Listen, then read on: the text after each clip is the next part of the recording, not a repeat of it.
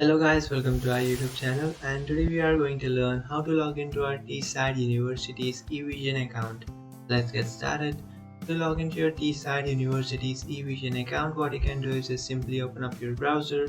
After opening up your browser, in search bar you can search for Teesside University eVision login. And after searching for that, you'll come up to this page, and after coming up to this page, what you can do is just tap on this first option which says eVision Teesside University. So after tapping on that option, now you can log into your eVision account. So if you are a student or an applicant, what you can do is just enter your username and password, which you can find here. But if you are a staff member, what you can do is just click here and then log into your account. After entering the following details, what you can do is just tap on login, and after tapping on login, you'll successfully log into your account.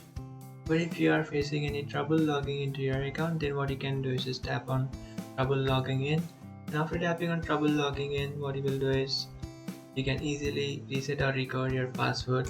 So just tap on that option. After tapping on that option, now it will ask you, would you like to have.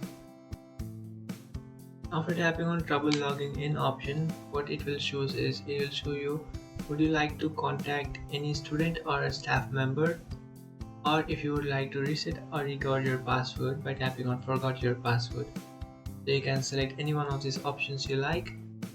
So if you have forgotten your password, you can just tap on the second option which says forgot your password and then reset or recover your account's password. So after recovering your account's password, just come back to this page and then enter the new password that you have created and tap on login, and you'll successfully log into your account. That's it guys, this is how to log into your Teesside University's eVision account. If you have any doubts, if you think this video was helpful, don't forget to like and subscribe to our channel. If you have any doubts, feel free to comment below. Thanks for watching.